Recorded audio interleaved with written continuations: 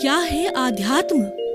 दर्शन, चिंतन धारा, विद्या या संस्कृति की परंपरागत विरासत। आध्यात्म दर्शन यानी जीवन का शाश्वत सत्य। मानव जीवन से जुड़े शाश्वत सत्यों को जानिए और समझिए उपासक डॉक्टर सोहन राज तातेड़ से हमारे खास कार्यक्रम आत्मविज्ञान में। आत्मविज्ञान यानी सही दृष्टि, सही सोच। भाई और बहनों, मातृशक्ति को नमन। स्टूडियो में आपका हार्दिक स्वागत, अभिनंदन और सत्कार। आत्मविज्ञान साइंस ऑफ द सोल कार्यक्रम के अंतर्गत हम आपको सही दृष्टि, सही सोच, राइट विजन, राइट थिंकिंग के तहत आपकी दृष्टि को हम जो है एक सुदृष्टि बनाते हैं। जो आपकी दृष्टि कुदृष्टि हो जाती है, आपका चिंतन नकारात्मक हो जाता है, उसको हम सकारात्मक में बदलते हैं। आपके भावों को हम विधायक करते हैं और आपकी रॉन्ग बिलीफ को हम राइट बिलीफ के अंदर बदलते हैं, ताकि कि आपका अच्छा जीवन हो, आपको सुपथ मिले। हमारा आत्मविज्ञान कार्यक्रम दृष्टि विज्ञान है, जिसके केंद्र के अंदर आत्मा को रखा गया है। और जहाँ आत्मा होती है, सब बात प्रामाणिक रूप से कही जाती है। जो उससे संबंधित बात, हर बात प्रामाणिक होती है, क्योंकि आत्मा स्वयं प्रामाणिक है। ये सारा कार्य हम अलग अलग एपिसोड्स के माध्यम से करते हैं, जो उसको सपोर्ट करते हैं। तो आज का हमारा बहुत ही सुंदर विषय है 9 तत्वों की अवधारणा। भाई और बहनों, इस विश्व के अंदर 8 बड़े बड़े धर्म हैं। हिंदुइज्म, बुद्धिज्म, सिखिज्म, जैनिज्म, इस्लाम, क्रिश्चियनिटी, जोरास्ट्रियन और जो है हमारा जो जुडाइज्म। ये 8 बड़े धर्म में से जो है एक धर्म जैन धर्म है। वो जैन धर्म अहिंसा की सूक्ष्मतम व्याख्या करता है। जैन धर्म के जो साधु होते हैं वो पूर्ण अहिंसक कहे जाते हैं। 100% वो इको फ्रेंडली होते हैं, 100% अहिंसक होते हैं, क्योंकि वो हिंसा उनको करनी नहीं, करवानी नहीं, अनुमोदनी नहीं, मन से नहीं, वचन से नहीं, काया से नहीं। 3 करण 3 योग, मन वचन काया जैन दर्शन में योग कहलाते हैं। और करना, करवाना, अनुमोदना करण कहलाते हैं। उनके 3x3 9 कोटिक त्यागी होते हैं। वो पूर्ण अहिंसक होते हैं। और वो साधु कैसे होते हैं? उनके कोई कंचन कामिनी नहीं रहती। और उनके 3 बातें मुख्य रूप से हमारे गृहस्थी से भिन्न होती है कि साधु के घर नहीं होता, साधु के रसोई नहीं होती, मांग कर खाते हैं, भिक्षा लेते हैं। और साधु के कोई रिलेशन नहीं होते हैं, वो तो वसुधैव कुटुंबकम के सदस्य होते हैं, संपूर्ण मानव जाति के सदस्य बन जाते हैं। उनके सामने उसकी माता पिता आते हैं तो भी उनको आ जाता है संसार पक्षीय पिता, संसार पक्षीय माता। यानी जब तक मैंने संन्यास न लिया था, संसार में था, ग्रस्त में था उस समय के, यानी इतना प्योर रूप से जो है वो धर्म का पालन करते हैं। और उनके धर्म के पालन के अंदर 9 तत्व बड़े सहायक होते हैं। और ये 9 तत्व गृहस्थ के लिए भी होते हैं। भगवान महावीर ने 2 तरह के धर्म बताए, आगार, अणगार। आगार का मतलब होता है कि कुछ छूट सहित। अणगार का मतलब no concession, no relaxation at all, कोई तरह की छूट नहीं। वो महाव्रती होते हैं। इसीलिए कहा गया है जे धम्मे सूरा ते कम्मे सूरा। जो कर्मवीर होते हैं वही धर्मवीर होते हैं। 5 महाव्रती वही बन सकते हैं जो परिचय जयी होते हैं, जिनके शरीर का संकीर्ण मजबूत होता है और 22 तरह के परिचय कष्टों को वो सहन कर सकते हैं, तभी वो महाव्रती बनते हैं। और साधारण व्यक्ति, गृहस्थ वालों के लिए अणुव्रत दिया गया है। अणुव्रत के अंदर 5 जो मुख्य महाव्रत है, अहिंसा, सत्य, अचौर्य, ब्रह्मचर्य और अपरिग्रह, उसके अंदर उनको कुछ छूट दी गई है, क्योंकि उनके शरीर है घर है, उनकी पत्नी है, उनके बच्चे हैं, उनका समाज है और उनके मेहमान हैं, और जो साधु सन्यासी आते हैं वो भी भोजन वहीं से लेते हैं। उनके देश है, उनका समाज है, वो विश्व के जो है वो सदस्य होते हैं। साधु तो रमता भला, जिस तरीके से पानी जो है बहता पानी शुद्ध रहता है, इसलिए साधु तो मोह का त्यागी होता, मोह विजयी होता है। वो तो घूमता रहता है, एक जगह रहने से पड़ा हुआ पानी जैसे गंदा हो जाता है एक जगह से, उसी तरीके से एक जगह पर साधु रहने से राग द्वेष में जुड़ जाता है और उसके साधुपन के अंदर थोड़ा वो जो प्रभाव पड़ जाता है, इसीलिए वो घूमता रहता है। तो हम बात कर रहे थे वो कौन कौन से 9 तत्व हैं, which are the 9 elements which help us in adopting a perfectly जो है 5 vows। वो है कौन कौन से 9 तत्वों की हम आज एक एक करके व्याख्या करेंगे। तो 9 तत्व है जीव, अजीव, पुण्य, पाप, संवर, निर्जरा, बंध और मोक्ष। इसमें अब देखिए एक एक करके हम परिभाषित करेंगे, क्योंकि हमारी भारतीय संस्कृति के अंदर 3 बातें आती है, ज्ञेय, हेय और उपादेय। ज्ञेय का मतलब जानकारी करनी, बुरी चीज को भी जानना होता है और अच्छी चीज को भी जानकारी करना होता है। हर चीज को जानना ज्ञेय कहलाता है। अब अच्छी और बुरी की जानकारी करने के लिए हे का मतलब छोड़ना, उपादेय का मतलब ग्रहण करना। अच्छाई को ग्रहण करो और बुराई को छोड़ो, इसको विवेक कहते हैं। इसीलिए कहा गया है विवेके धम्ममाइये, विवेक ही धर्म है। जितना जितना कॉमन सेंस है वो हमारा धर्म है। कॉमन सेंस से जो है हम अपनी बुद्धि को लागू करते हैं, प्रज्ञा को लागू करते हैं कि क्या यह कार्य किया जाना चाहिए या न किया जाना चाहिए, क्या यह कार्य जो है वो एथिक्स में आता है और जो है वो अच्छे रिजल्ट देने वाला है, आत्मा का उत्थान करने वाला है, वह उपादेय है, और आत्मा को गिराने वाला है, वो हे है।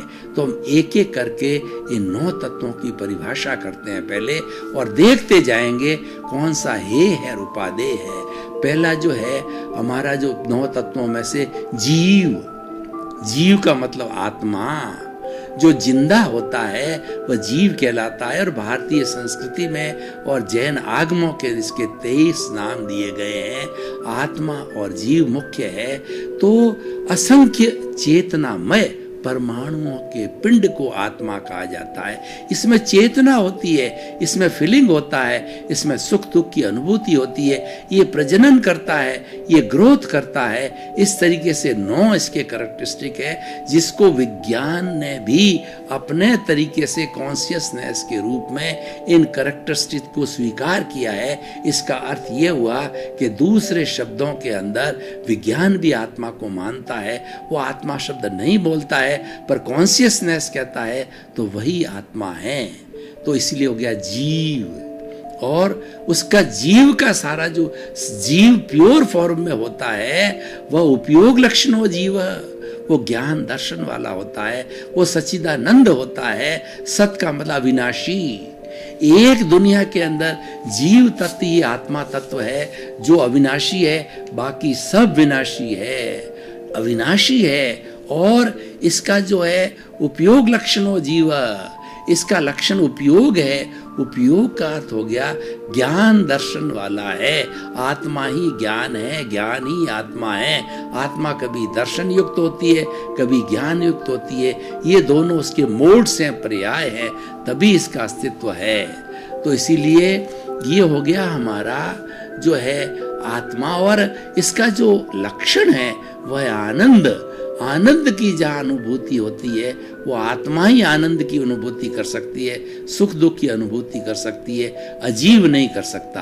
तो ये तो जीव तत्व है। अब जीव बंधा हुआ है इसलिए बॉन्डेड है, और बॉन्डेड होने कारण में ये है भी है, लेकिन भीतर जो शुद्ध है, जब ये बॉन्ड क्या है, ये राग द्वेष का बॉन्ड है, ये वेल्डिंग है, ये अज्ञान है, इसको ज्ञान से इसको तोड़ दिया जाता है, तो ये हमारा कार्बन शरीर, तेजस शरीर, राग द्वेष, कषाय, क्रोध, मान, माया, लोभ, कुछ भी कहिए इसके पर्यायवाची है, जब ये अलग हो जाता है तो शुद्ध आत्मा अपने प्योर फॉर्म में सिद्ध बुद्ध मुक्त बन जाती, वो प्योर जीव है। और इस अज्ञान के कारण, इस राग देश कारण बॉन्डेड हो जाता है। तो अजीव, अजीव का मतलब होता है जिसमें वर्ण होता है, गंध होता है, रस होता है, स्पर्श होता है, जो गलन मिलन धर्मा होता है, और ये नाशवान होता है। हमारी सारी सृष्टि के अंदर जो है दो तत्वों से बनी है, जीव और अजीव। अजीव के अंदर अजीव कभी भी जीव नहीं होता, जीव कभी अजीव नहीं होता है। अजीव का एक अंश भी जीव में नहीं है और जीव का एक अंश भी अजीव में नहीं है। दोनों बिल्कुल डिफरेंट है, लेकिन दोनों जुड़े हुए रह सकते हैं। जैसे हमारा शरीर है, ये सबसे अच्छा उदाहरण है। ये शरीर जड़ है, ये शरीर जो है अजीव है, लेकिन ये आत्मा की प्रेजेंस से आत्मा इसके साथ युक्त हो गया। युक्त होने के कारण जो है ये मिश्र चेतन हो गया, यानी ये खाता है, पीता है, उठता है, बैठता है, सोता है, सारी जो है चेतनामय क्रिया करती है in presence of the soul. जब वो सोल अलग हो जाती है, राम नाम शत हो जाता है, आयुष्य कर्म के अधीन, तब ये डॉक्टर कहता है नाउ ही इज डेड, और इस शरीर को जला दिया जाता है और हंसा उड़ जाता है और वो आत्मा अपने कर्मों के अधीन दूसरा शरीर धारण कर देती है। तो भाई और बहनों, ये अजीव है। तो जीव और अजीव, यानी हमारी प्योर आत्मा है, वह जीव है, वो जीव है, और उसके साथ के न कार्बन शरीर, राग द्वेष जुड़ने का, जिसको अजीव है वो भी जुड़ने के कारण वो मिश्र चेतन हो गई। तो ये जीव और अजीव की परिभाषा हो गई। पुण्य और पाप, देखिए मैं इन 9 तत्वों का एक रूपक आपके सामने प्रस्तुत करता हूं कि हमारा एक बहुत ही सुंदर जो है तालाब है, छोटा तालाब गांव का, जो प्योर एकदम साफ कर दिया गया कि भाई अब बारिश का पानी आएगा, अमृत बरसेगा, तो उसके अंदर कोई भी मिट्टी के कण नहीं रहे, वो प्योर अवस्था होती है। वो मान लेते हैं रूपक के रूप में, वो हमारी शुद्ध आत्मा की अवस्था है, वो मुक्ति की अवस्था हमारे भीतर वही प्योर आत्मा है, लेकिन वह कर्मों के कारण आबाद हो, इसके आबद्ध होने के कारण जो है ये हमारा बॉन्डेड हो गया।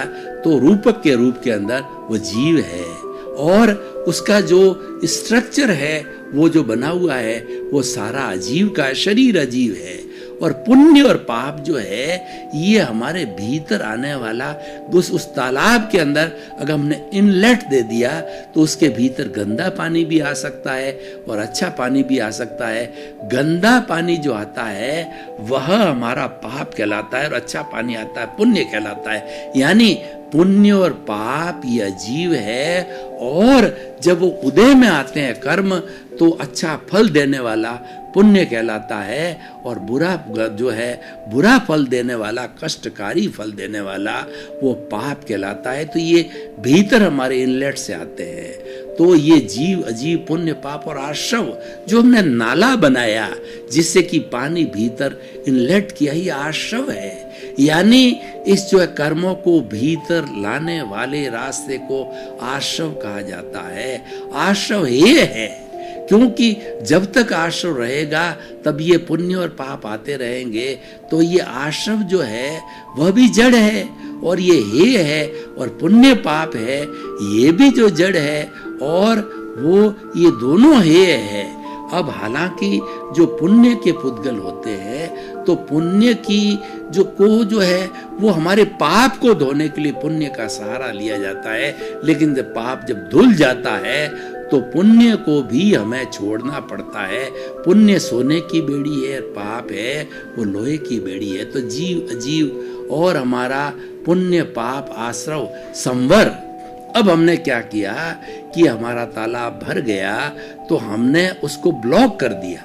जो इनलेट को ब्लॉक करना संवर कहलाता है। यानी हमारी आत्मा के भीतर जो राग द्वेष का कारण शरीर पड़ा है, उसका हम इनलेट मतलब आने वाले कर्मों को रोक देते हैं। कैसे रोकते हैं कि कुछ धार्मिक क्रिया करके, कुछ प्रत्याख्यान करके, कुछ त्याग करके। तो उस रोकने के कारण जो है हमारा वह संवर कहलाता है। यानी अब नए कर्मों का भीतर एंट्री नहीं है। अब आता है निर्जरा। अब उस पानी को जो है हमने पंप लगाया और पंप से जो है उस तालाब के पानी को बाहर डाल करके पीने के लिए काम में लिया, तो वो जो निर्जरा कहलाती है, dissociation of the karma from the soul और from the karmic body is called the nirjara. Dissociation of the karma is called the nirjara. तो हमने इसको रूपक के रूप में आत्मा माना था, पुण्य पाप इसके साथ इकट्ठे हो गए, और जो अब हमने पानी को भीतर आना बंद कर दिया, संवर कर दिया, तो संवर करते ही वो हमारी जो है हर संवर के साथ में निर्जरा मौजूद होती है, और निर्जरा अलग से भी हो सकती है, हम इसको बताएंगे। तो अब ये जो है वो हमारी निर्जरा होगी, पानी का निकासी करना निर्जरा हो गया। बंद, बंद का अर्थ होता है कि आपस के अंदर मिलना, ये आत्मा के साथ कार्बन शरीर का मिलना बंद कहा जाता है। ये फेविकोल की तरह, ये वेल्डिंग की तरह, और इस फेविकोल को हटा दिया जाता है, इस वेल्डिंग बंद को तोड़ दिया जाता है, तो जड़ मुक्त हो जाता है, चेतन मुक्त हो जाता है। इसको तोड़ा जाता है ज्ञान के द्वारा। बंद को तोड़ने के लिए आत्मा का ज्ञान किया जाता है, धार्मिक क्रिया की जाती है, तो ये बंद जो है ये टूट जाता है। तो उसके बाद में नौवां तत्व है मोक्ष। हमारे भीतर जो प्योर सोल है वो अनादि अनंत काल से प्योर है, लेकिन इस कषाय के कारण जो है, इस आश्रव के कारण, इस राग द्वेष के कारण बॉन्डेड होकर के ये हर वक्त जन्म लेती रहती है और 84 लाख जीवा योनि में घूमती रहती है। और जब हम धार्मिक क्रिया करके और हम पुरुषार्थ करके, एक तो रिलेटिव पुरुषार्थ होता है और रियल पुरुषार्थ होता है, जितनी मन वचन काया कि हम संवर करके धार्मिक क्रिया करते हैं, उससे जुड़ी हुई हर अवस्था मात्र कुदरती रचना है, और वह जो है वह जड़ है और वह नाशवान है, कुदरत, और वो पराधीन है। व्यक्ति पीछे से जैसे भाव कर्म करके आता है, उसके अनुरूप इस जन्म में उसको द्रव्य कर्म मिलते हैं, और वह जो अवस्था खुलती रहती है, तो वो फिर भी उनको रोकना, संवर करना है, वो हमारा रिलेटिव पुरुषार्थ है। अब हम चाहते हैं कि देखिए दो तरह की बातें होती है, एक तो हमें इस आत्मा को जल्दी मुक्त करना होता है, और एक आत्मा को धीरे धीरे क्रमिक रूप से स्टेप बाय स्टेप पहले गुणस्थान से 14वें गुणस्थान तक ले जाना है, आराम से ले जाना है, क्रमिक मार्ग से। तो हम संवर और प्रत्याख्यान के रास्ते पे चलते हैं, वो रिलेटिव, हम धर्म की क्रिया करते हैं। देखिए 4 तरह के जो है ध्यान होते हैं, आर्त ध्यान, रौद्र ध्यान। आर्त ध्यान का होता है बार बार एक ही चीज, भौतिक चीज का चिंतन करना, मुझे सुख मिले, मुझे सुविधा मिले, मुझे धन मिले, मुझे दौलत मिले, मुझे पद मिले, मुझे प्रतिष्ठा मिले, ऐसा। और किसी का जो है वो सहयोगी चला गया, उसका वियोग करना, उसका दुख करना, माता चली गई, पिता चली गया, पति चला गया, पत्नी चली गई, तो वो जो है वो सारा आर्त ध्यान है। रौद्र ध्यान होता है हिंसा के विचार करना। जितने कषाई लोग होते हैं वो हर क्षण रौद्र ध्यान यानी मारने का, हिंसा का काम करते हैं। अपराधी लोग हिंसा का काम करते हैं, यानी हिंसा के संबंधी जितना भी हमारा ध्यान होता है वो रौद्र ध्यान होता है। और तीसरा होता है धर्म ध्यान होता है, जिसमें हम किसी प्राणी को कष्ट नहीं देते। हम ये चिंतन करते हैं कि हमारे भीतर विराजमान शुद्ध आत्मा भगवान आपकी साक्षी से आप मुझे आशीर्वाद दो, आप मुझे शक्ति दो, जागृति दो, कि मैं प्राणी मात्र के प्रति जो है वो कोई भी दोष ना करूं, और प्राणी मात्र को दुख ना दूं, और किसी के प्रति दोष दिखाई दे या किसी के प्रति बुरा भाव आवे, तो वह बुरा भाव आया तो दोष मेरा ही है। यानी हम प्रायश्चित करते हैं, सामायिक आलोचना, प्रतिक्रमण, प्रत्याख्यान करते हैं, ये सारा रिलेटिव धर्म है। और रियल धर्म जो होता है वो शुक्ल ध्यान कहलाता है। शुक्ल ध्यान में क्या होता है, हम प्योरली शुद्ध आत्मा की बात करते हैं कि मैं शुद्ध आत्मा हूँ, सो हम, मैं तो ज्ञाता हूँ, मैं तो दृष्टा हूँ, मैं तो जानने वाला हूँ, मैं तो देखने वाला हूँ, मैं अनंत ज्ञान वाला हूँ, मैं अनंत दर्शन वाला हूँ, मैं अनंत शक्ति वाला हूँ, मैं अनंत सुख का धाम हूँ, और मैं मन वचन काया से मुक्त ऐसा शुद्ध आत्मा हूँ।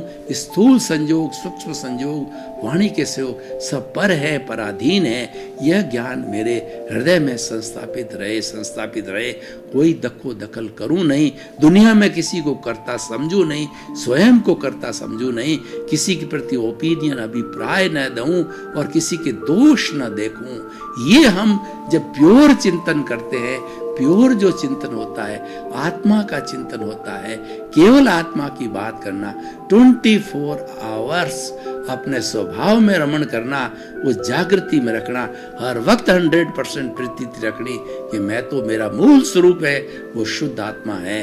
और जागृति रखना हर वक्त, जब हमें किसी के प्रति बुरा भाव आ जावे तो तुरंत क्षमा याचना करना कि ये गलत काम हो, प्रतिक्रमण करना, ये हमारी जागृति है। जब हमारी जागृति बढ़ती जाती है तो जागृति के ग्राफ के साथ में अनुभव का ग्राफ बढ़ता जाता है, और 100% जागृति के साथ 100% अनुभव वो शुक्ल ध्यान की, निरालंबन ध्यान की पराकाष्ठा है, और केवल दर्शन होता है। और केवल दर्शन होने के बाद में केवल ज्ञान हो जाता है, और केवल ज्ञान होने के बाद में एब्सोल्यूट नॉलेज, वो शरीर के रहते हुए भगवान बन जाता है, परमात्मा बन जाता है, और वह जड़ और चेतन की हर अवस्था को, भूत भविष्य वर्तमान की हर अवस्था को देखने लग जाता है। वो केवल ज्ञानी हो जाता है, वो भगवान बन जाता है, और वो निश्चित रूप से अपना आयुष्य समाप्त करके और सिद्ध बुद्ध मुक्त करके सिद्ध शिला में जाके विराजमान हो जाता है। और वह परमात्मा फिर 84 लाख जीवा योनि में नहीं घूमता है, उसकी मुक्ति हो जाती। तो भाई और बहनों, अब देखिए, ये 9 तत्वों की हमने परिभाषा की, समय की अल्पता को देख करके इसमें कौन से हे है, कौन से उपादेय है। जीव की शुद्धतम अवस्था उपादेय है, और जीव की बॉन्डेड अवस्था है, हे है, यानी उस अज्ञान को काटना है। उस काटने को हम हे मानते हैं, आत्मा को हे मानते नहीं है। और अजीव तो प्योरली हमारी इस आत्मा के साथ के अंदर जुड़ा हुआ है, जो कि पुण्य पाप ये हे है, अजीव हे है, और आश्रव है, ये कर्मों का आने का द्वार है, ये हे है, और संवर है, ये हमारा रिलेटिव धर्म है, ये उपादेय है, ये हमको मुक्ति की ओर ले जाता, स्नेह मुक्ति की ओर ले जाता है। ये हमारा यथार्थ, ये हमारा रिलेटिव पुरुषार्थ है, तो ये भी उपादेय है। और उसके बाद बंध है, वो हे है, और मुक्ति आत्मा है, वो हमारा शुक्ल ध्यान है, हमारा यथार्थ पुरुषार्थ है, वो सबसे बड़ा उपादेय है। तो जो हमारी मोक्ष की अवस्था उपादेय है, संवर की अवस्था उपादेय है, और निर्जरा तो उपादेय है ही है, क्योंकि कर्मों का अलग होना, ये प्रोसेस कर्म जब हमारी आंशिक निर्जरा होती है, संपूर्ण निर्जरा होने के बाद, यानी एक एक कण जो कारण शरीर का राग द्वेष का समाप्त होता है। कैसे कि हमारे मैं उदाहरण देना चाहता हूँ कि हमारे फोड़ा हो जाता है, पस जमा हो जाती है, तो हमको शल्य चिकित्सा करके वो सारी पस को अलग कर दिया जाता है। फिर वो बैंडेडिन वगैरह कुछ ऐसी दवाई लगा करके, पट्टी करके, और सारे परमाणु, एक भी परमाणु बाकी नहीं होता है, तो फिर वो चमड़ी आ जाती है। और उसमें अगर एक भी परमाणु पश का हो गया तो वो नए परमाणु बनाएगा। एक भी परमाणु राग द्वेष का नहीं होना चाहिए। राग द्वेष क्या है कि हमने जन्म जन्मांत के अंदर 84 लाख जीवा योनि प्राणियों के साथ को कष्ट दे करके और इस दोष को इकट्ठा किया है, वही हमारा राग द्वेष है। राग द्वेष हमारा दोष है, राग द्वेष पाप है, और वह वह इकट्ठा होने के कारण वो कषाय है, वो हमारा जो कार्बन शरीर है, वो हमारा लिंग शरीर है और वो हमारी कॉजल बॉडी है, उसको धोना ही हमारे जीवन का परम लक्ष्य। दुनिया में सबसे बड़ा रोग है वो राग द्वेष है। जब इस रोग को साफ किया जाता है, एक भी परमाणु बाकी नहीं रहता है, तो एक भी परमाणु बाकी न रहने के बाद के अंदर आत्मा एकदम प्योर हो जाती है, 24 कैरेट का सोना। और वह जो हमारी स्थिति शुक्ल ध्यान की, निरालंबन ध्यान किया जाती है और हम सिद्ध बुद्ध मुक्त बन जाते हैं। तो भाई और बहनों, ये सारी 9 तत्वों की अवधारणा है। ये हमारा रिलेटिव पुरुषार्थ और रियल पुरुषार्थ की अवधारणा है। शुभ की बात है और शुद्ध की बात है। शुद्ध आत्मा के शुद्ध जो है स्वभाव में रमण करना है, ये हमारा जो है यथार्थ पुरुषार्थ है, ये हमारा जो है रियल पुरुषार्थ है। और उसके साथ साथ में जितना भी धर्म का कार्य है, धार्मिक क्रिया है, जिससे निर्जरा होती है, जिससे संवर होता है, जो कि मन वचन काया से जुड़ा हुआ होता है। भाई और बहनों, आपका बहुत बहुत धन्यवाद। आप हमारा आत्मविज्ञान कार्यक्रम बराबर देख रहे हो, देखते रहिए। आत्मविज्ञान कार्यक्रम में अध्यात्म के सूत्र मिलते हैं, जीवन निर्माण के सूत्र मिलते हैं और आप एक अच्छे इंसान बनते हैं। आपको एक धार्मिक लाइफ स्टाइल बताई जाती है, आपको शांतिपूर्ण सहअस्तित्व की प्रक्रिया बताई जाती है, जिससे आप स्वयं सुख को प्राप्त करते हैं और लोगों के लिए परोपकारी बनते हैं। आपके प्रति मंगल भावना। क्या है आध्यात्म? दर्शन, चिंतन धारा, विद्या या संस्कृति की परंपरागत विरासत। आध्यात्म दर्शन यानी जीवन का शाश्वत सत्य। मानव जीवन से जुड़े शाश्वत सत्यों को जानिए और समझिए उपासक डॉक्टर सोहन राज तातेड़ से हमारे खास कार्यक्रम आत्मविज्ञान में। आत्मविज्ञान यानी सही दृष्टि, सही सोच।